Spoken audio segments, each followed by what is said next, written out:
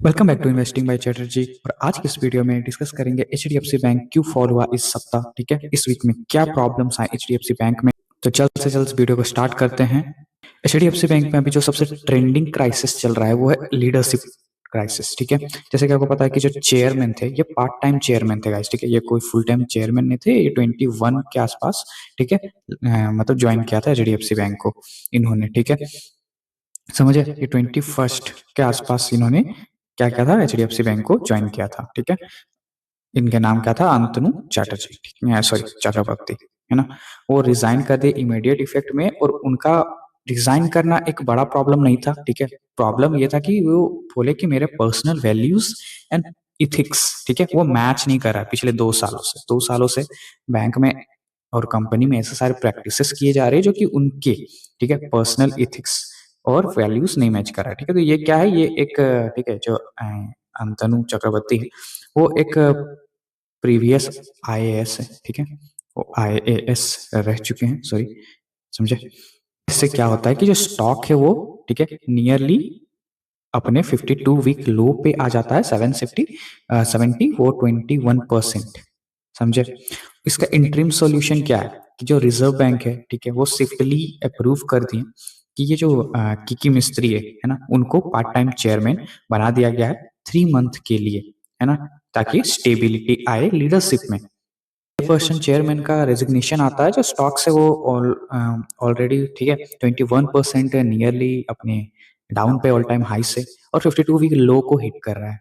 Interim solution क्या है, तो आरबीआई ने बोला है कि आरबीआई ने जो ये किकी मिस्त्री है ठीक है इनको पार्ट टाइम चेयरमैन के लिए अप्रूव कर दिया है। और साथ ही साथ आरबीआई ने ये भी बोला है कि आरबीआई के अकॉर्डिंग कि जो ये मतलब अभी जो सिनेरियो चल रहा है जैसे आरबीआई, क्योंकि आरबीआई के गाइडलाइंस को फॉलो करना पड़ता है सारे बैंकों को। ठीक है, तो एचडीएफसी में वैसा कुछ प्रॉब्लम नहीं है, लीडरशिप क्राइसिस है थोड़ा बट बहुत ज्यादा नहीं है। ठीक है, इसलिए अप्रूव किया है ताकि जो लीडरशिप का मतलब वैक्यूम क्रिएट होता है वो ना हो। ठीक है, समझे।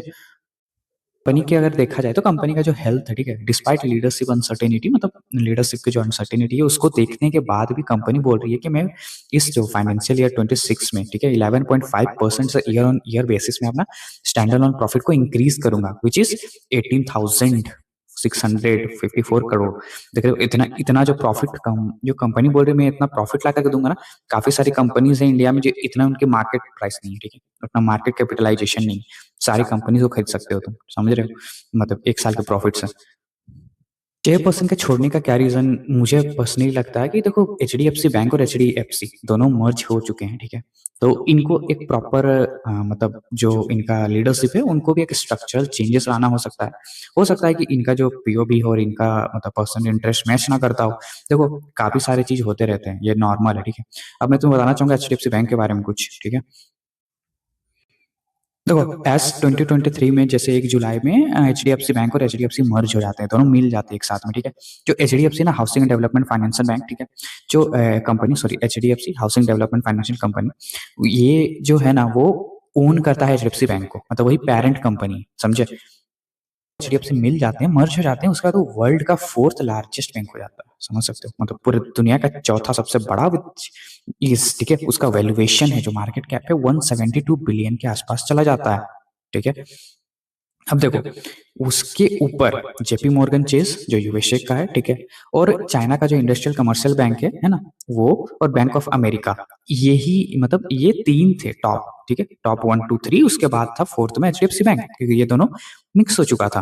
इससे अगर 3rd सबसे बड़ा बैंक हो जाता है। ठीक है, और अभी क्योंकि एचडीएफसी बैंक का स्टॉक भी नीचे आ चुका है और साथ ही साथ जो बाकी कंपनीज है ना मतलब जो यूएस के बैंक से चाइना के बैंक से उनके शेयर्स ऊपर जा चुके हैं, तो थोड़ा सा वो रैंकिंग है वो ऊपर नीचे हो चुका है अभी के फिलहाल में अगर देखा जाए। ठीक है, तो अभी फिलहाल में भी अगर तुम देखोगे ना तो एचडीएफसी बैंक का करंट जो वैल्यूएशन के अकॉर्डिंग ठीक है वो 145th, ठीक है, मतलब 145th रैंक वैल्यूएबल है पूरे वर्ल्ड में, समझ रहे हो। Term of ranking in the bank, जो बैंक है वो टॉप 10 से टॉप 13 के बीच में रैंक करता है।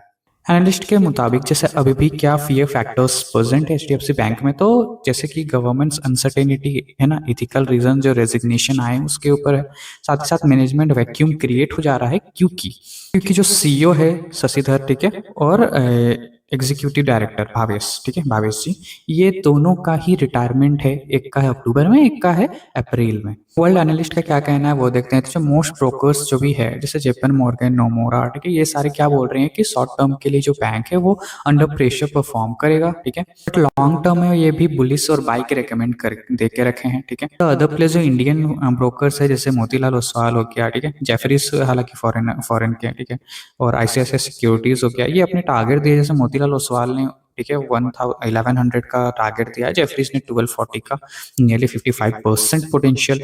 और साथ ही साथ आईसीआईसीआई सिक्योरिटीज इनने भी दिया है। देखो अभी अगर फियर है और साथ ही साथ लार्ज वॉल्यूम्स जैसे कि चार्ट में विजिबल है, ठीक है, तो हम लोग मतलब कॉशियसली वेट करेंगे, वॉच करेंगे, क्योंकि जो टॉप प्लेयर्स है वो बेच रहे हैं, ठीक है।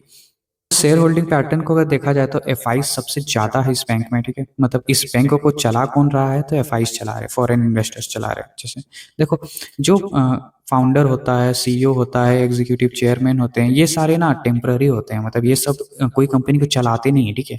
चलाने वाले जो होते हैं वो इन्वेस्टर्स ही होते हैं। तो देखो प्रमोटर्स ऐसे भी इस बैंक में जीरो है, ठीक है, मतलब मालिक जो इन्वेस्ट मतलब स्टार्ट किए थे उनके पास कुछ भी नहीं है। फॉरेन इन्वेस्टर्स के पास 48% था, वो थोड़ा सा कम हुआ है, वो सेल किए हैं, तो 47% के आसपास है। डोमेस्टिक इन्वेस्टर्स का देखा जाए तो 37%, ठीक है। इंडियन गवर्नमेंट भी इसमें इन्वेस्ट करके रखी है, वो मार्जिनल 0.18% है। और जो पब्लिक है वो पब्लिक 15% के आसपास इन्वेस्ट किए हुए हैं। टेक्निकल्स के ऊपर नजर डाला जाए तो क्या दिखता है कि जो चार्ट है वो बेयरिश है, ठीक है। शॉर्ट टर्म में ये प्रेशर फील तो कर रहा है, क्योंकि ये 50 100 और 200 ईएमए के स्टॉक नीचे आ चुका है, ठीक है। तो अब देखो एक जो ये ऑरेंज लाइन है, इसके आसपास स्टॉक काफी टाइम यहाँ से अप गया है, ठीक है, मतलब काफी टाइम यहाँ से जो स्टॉक है वो हम लोग को देखने को मिला है कि यहाँ से बाउंस बैक किया है, तो ये एक अच्छा स्ट्रॉन्ग मतलब सपोर्ट बन जाता है, समझ रहे हो। लेकिन अभी हालांकि शॉर्ट टर्म में मुझे ऐसा लगता है कि यहाँ से एक बाउंस बैक कर सकता है ट्रैप करने के लिए लोगों को, बट ये वापस से, ठीक है, यहाँ पे आ सकता है, क्योंकि अभी अनसर्टेनिटी चल रही है, ठीक है। उसके बाद ये ऐसा कुछ पैटर्न दिखा सकता है और यहाँ पे, ठीक है, उसके बाद यहाँ से एक स्टार से ब्रेकआउट कर सकता है, फिर फर्दर आगे की जो तेजी हो सकती है, बट ये डिपेंड करेगी अभी आने वाली क्वार्टर की रिजल्ट्स। तो अभी 10 से 12 दिन और है इस मंथ को खत्म होने के लिए, उसके बाद तो क्वार्टर के रिजल्ट्स आने स्टार्ट हो जाएंगे। तो क्योंकि टॉप बैंक है तो इसका रिजल्ट सबसे पहले आता है, तो इनको सबसे ज़्यादा अभी जो इन्वेस्टर्स होंगे वो पेशेंटली वेट करेंगे कि क्या कैसा रिजल्ट आता है सारी कंपनीज का। अभी कोई भी कंपनीज को बाई या सेल करने की जरूरत नहीं है, अभी काफ़ी सारे फियर्स एक्टिव है स्टॉक मार्केट में, तो अभी कुछ भी बाई सेल करने की कोई भी रिकमेंडेशन नहीं दी जा रही है, ठीक है। सबको कॉशियसली वेट करें, क्वार्टर रिजल्ट्स को अच्छे से डिस्कस करूंगा मैं, उसके बाद ही बाय और सेल का डिसीजन ले।